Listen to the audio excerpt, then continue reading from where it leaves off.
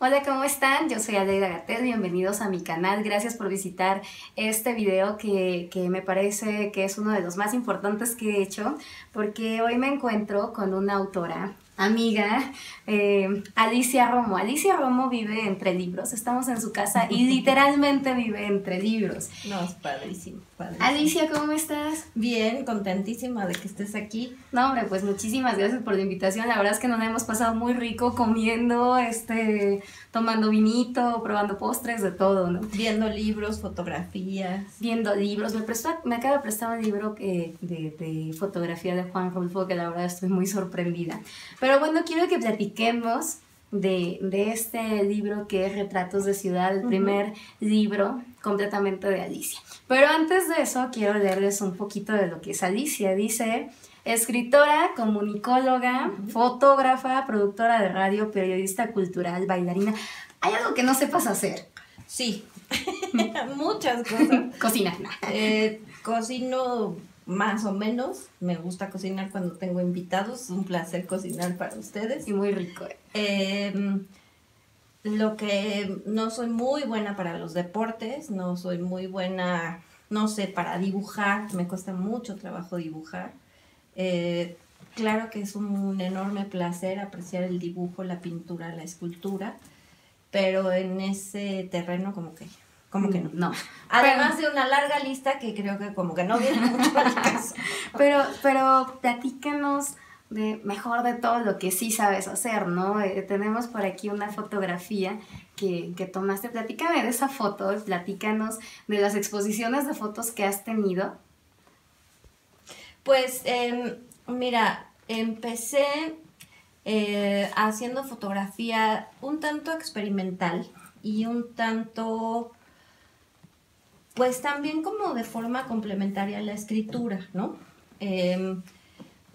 Es un hecho indiscutible que en esta época lo que no tiene imagen, pues como que está hecho un poco a un lado, ¿no? Uh-huh.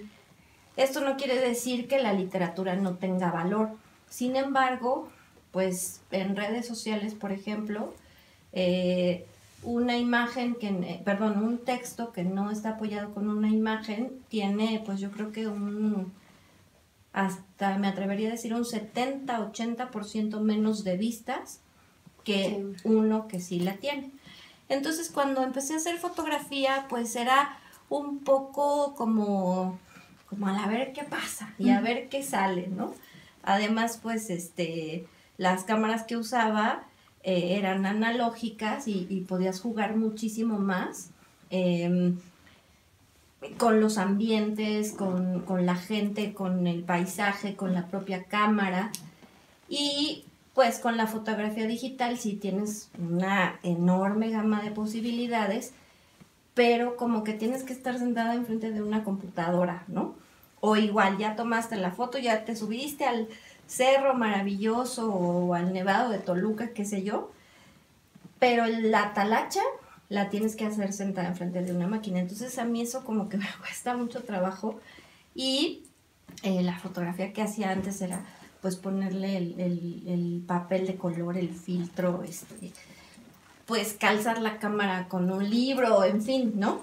Entonces, este juego que me divertía mucho en lo que podríamos llamar la producción fotográfica, siento que se ha limitado un poquito con lo digital, ¿no? Y prueba de ello, por aquí Alicia tiene una colección de cámaras.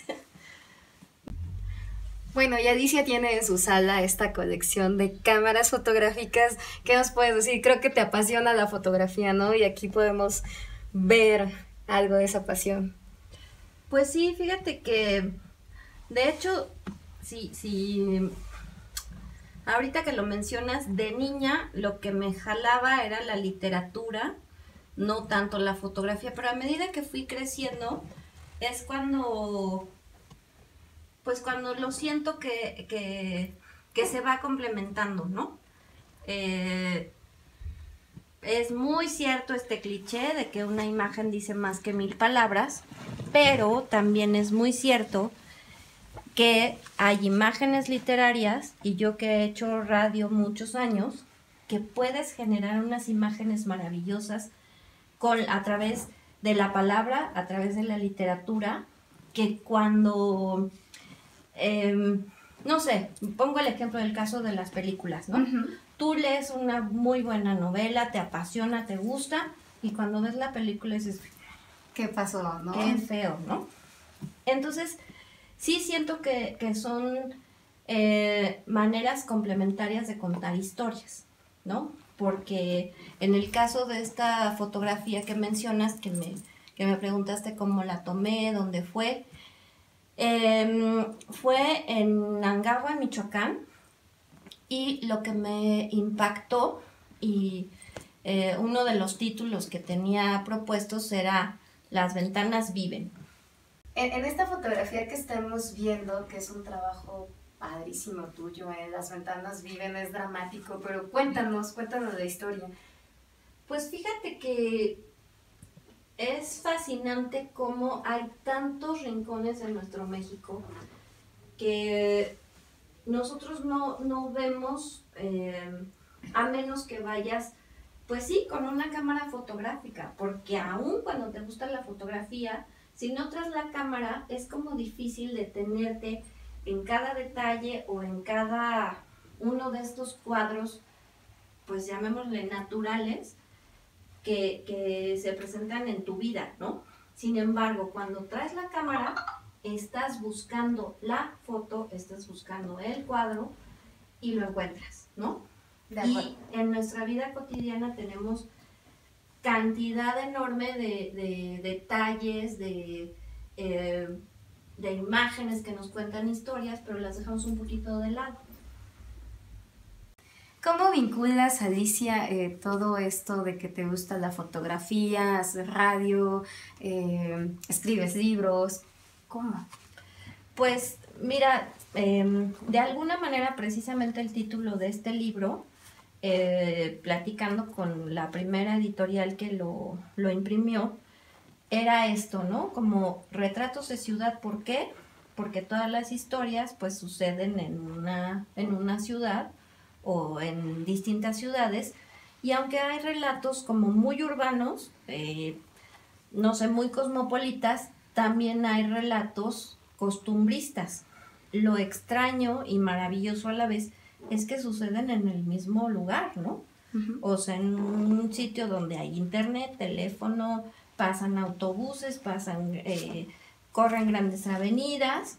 Sin embargo, te alejas, no sé, unos 5 kilómetros, 10 kilómetros, y hay unas historias así de gente súper tradicional, de costumbres muy arraigadas, de gente pues que todavía tiene costumbres semirurales y un pensamiento mágico maravilloso, ¿no? Lo vi, tuve la oportunidad ya de leer el libro, y la verdad es que hace rato platicamos que es delicioso, porque Alicia también maneja unas intenciones bien macabras, ¿eh? Vale a decirlo, que uno está leyendo, uno piensa que va en función de algo la historia, y de repente, pum, es un final inesperado que nos platicabas. De que esa es tu intención precisamente, ¿no? Llevar al lector a algo, pues por un lado, sorpresivo. Y resulta que es sorpresa, ¿no? Resulta que lo que te habías imaginado no existe, ¿no? Entonces eso yo creo como manipulas al lector, ¿no? A mí me manipulas, déjame te cuento. Pues mira, no es tanto una manipulación, ¿no? O sea, como bien mencionabas, la palabra es intención.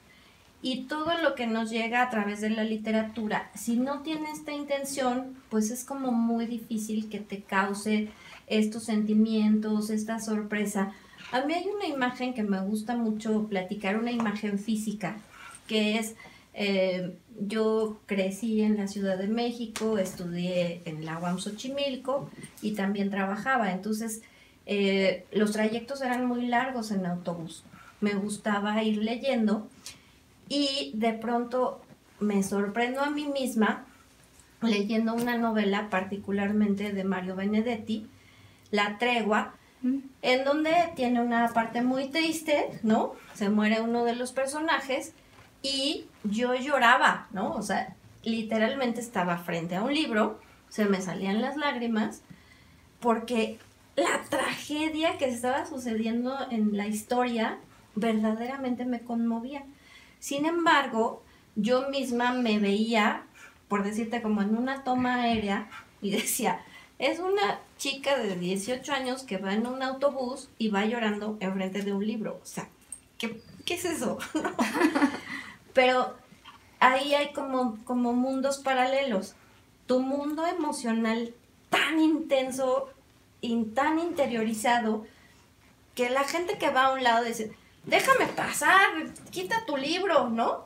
Pero para ti es tan intenso que hasta si te dan un codazo te importa un cuatro, ¿no? Entonces, insisto, no es manipulación, sino es intención, es transmitir a quien te esté leyendo esa emoción que solo es capaz de hacerlo el arte, ¿no? Y yo creo que lo logras muy bien, ¿no? Ya platicábamos hace un rato como, por ejemplo, a mí creo que mi favorito es el de la música por dentro y le decía a Alicia, es que llevas el cuento de tal manera que de pronto la historia termina en un orgasmo intelectual, porque eso es, ¿no? Vas subiendo hasta que dices, wow, ¿no?